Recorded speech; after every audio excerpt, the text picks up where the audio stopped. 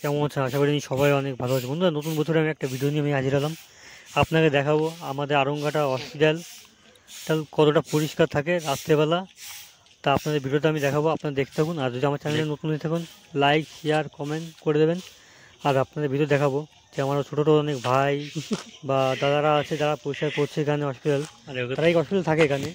আর plus মানে হসপিটালটা পরিষ্কার করার জন্য রাত্রেবেলায় করে এরা কাজটা, মানে কোনো পয়সা ময়সা নেয় না, এটা এমনি করে দেয় ভালোবাসার জন্য, হসপিটালটাই সুন্দর রাখার জন্য।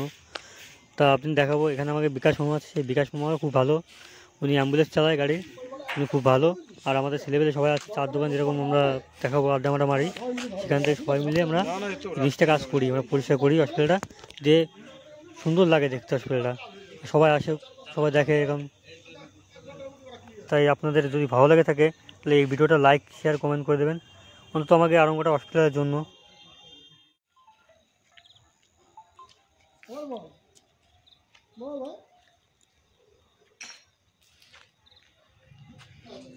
হোয়াটসঅ্যাপটা খুলে রাখেন।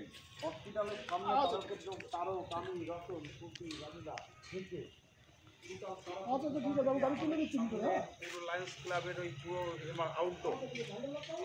আউটডোর থেকে পুরো এমার্জেন্সি আমাদের আগ পর্যন্ত পায়খানা বাথরুমের আগ পর্যন্ত কোনো পাতানের টোটাল ক্লিয়ার।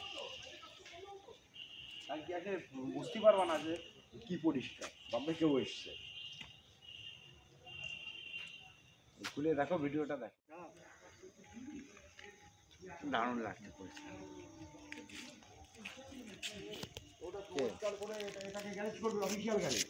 ঠিক আছে, আমাদের গাড়ির জন্য কোনো গ্যারেজের শিডিউল